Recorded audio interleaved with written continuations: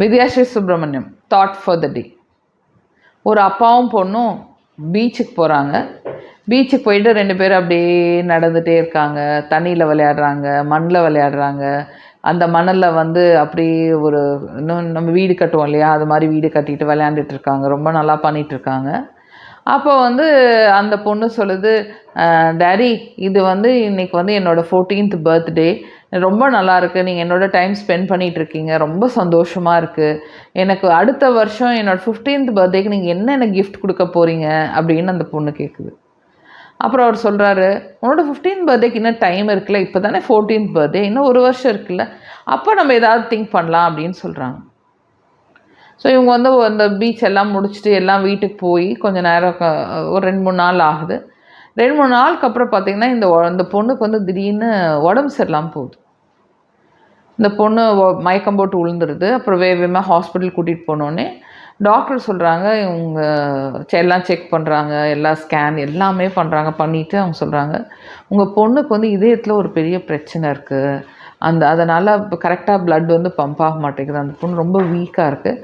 ஆனால் இதுக்கு வந்து பைபாஸோ ஸ்டென்ட்டோ வச்சா பத்தாது. கண்டிப்பாக வந்து இதயம் மாற்று சிகிச்சை தான் பண்ணணும். அந்த மாதிரி கண்டிஷன் இருக்குது அப்படின்னு சொல்கிறாங்க. சொன்னோடனே இந்த அப்பாவுக்கு வந்து ரொம்ப சேடாகிடுது. ரொம்ப சேடாகிட்டு ஏன்னா அப்பாவும் மகளும் ரொம்ப க்ளோஸு. அவருக்கு அப்படியே அவ்வளோ ஒரு பெயின்ஃபுல்லாக இருக்குது. அப்புறம் டாக்டர் சொல்கிறாங்க, இதுக்கு வேறு சிகிச்சையில் கண்டிப்பாக இதய மாற்று சிகிச்சை தான் பண்ணி ஆகணும் அப்படின்னு சொல்கிறாரு.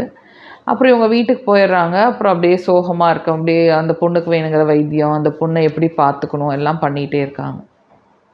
அப்படியே நாட்கள் கடந்து போகுது. அப்புறம் வந்து இந்த பொண்ணுக்கு வந்து இதயம் கிடச்சிருது. இதயம் கிடச்சிட்டு இந்த பொண்ணு ஆப்ரேஷன் பண்ணிவிட்டு வீட்டுக்கு வருது. ஆனால் கொஞ்ச நாள் அந்த பொண்ணு வந்து இந்த அதாவது ஆப்ரேஷனுக்கு முன்னாடி கொஞ்ச நாள் பார்த்திங்கன்னா அந்த பொண்ணு வந்து ஒரு நல்ல இதில் இல்லை, சுயநினைவு பெருசாக இல்லை. ஆனால் அதுக்குன்னு அந்த பொண்ணு வந்து கோமா ஸ்டேஜ் அந்த மாதிரியும் இல்லை. ஆனால் பெருசாக வந்து சுற்றி இருக்கிறவங்கள கவனிக்கிறதும் அந்த மாதிரியான மனநிலையும் இல்லை. அப்புறம் இந்த பொண்ணு வந்து சர்ஜரிலாம் முடிச்சுட்டு வீட்டுக்கு வரும்போது அதை நோட்டீஸ் பண்ணுது, எங்கே அம்மா அப்பாவை காணோம், நான் அப்பாவை பார்க்கவே இல்லையா, அப்பா எங்கே இருக்காங்க அப்படின்னு கேட்குது. அவங்க அம்மா வந்து எதுவும் சொல்லலை, நீ ஃபஸ்ட்டு போய் ரெஸ்ட் எடு அப்படின்னு சொல்கிறாங்க. அப்புறம் அந்த பொண்ணு போய் ரெஸ்ட் எடுத்துகிட்டு எல்லாம் முடிச்சுட்டு அதுவும் அவங்க அப்பாவும் அதுக்கு தோணிகிட்டே இருக்கு, ஏன் அப்பா வந்து என்னை பார்க்கல, ஏன் என்னை அப்பா வந்து பார்க்கல அப்படின்னு சொல்லிட்டு இப்போ யோசனை பண்ணும்போது அதோட டேபிளில் ஒரு பேப்பர் இருக்கிறத கவனிக்குது. அந்த பேப்பர் எடுத்து அந்த பொண்ணு படிக்கும்போது அந்த அப்பா வந்து ஒரு லெட்டர் எழுதியிருக்காரு. குட்டி, நானும் நீயும் வந்து 14th பர்த்டேக்கு பீச்சில் போய் ரொம்ப ஹாப்பியாக இருந்தோம். நீ 15th பர்த்டேக்கு என்ன கொடுப்பேன்னு கேட்ட, அப்பா வந்து அப்பாவோட இதயத்தை உனக்கு கொடுத்துருக்கேன்.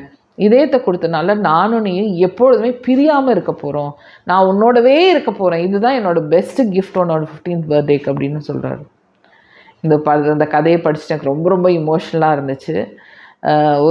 சில பேரண்ட்ஸ் வந்து அவங்க குழந்தைங்களுக்கோசரம் எந்த அளவுக்கு வேணாலும் அவங்க போக தயாராக இருக்காங்க.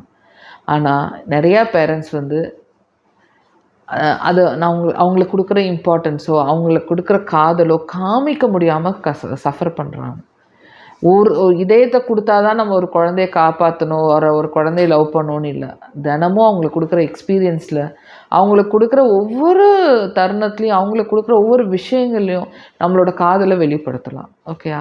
ஸோ நீங்கள் உங்கள் குழந்தைங்க எந்த மாதிரி விஷயங்களை கொடுக்க போகிறீங்க, எந்த மாதிரியான அனுபவத்தை கொடுக்க போகிறீங்க, அதுதான் வந்து அவங்க வாழ்க்கை கடைசி வரலும் இருக்க போகுது.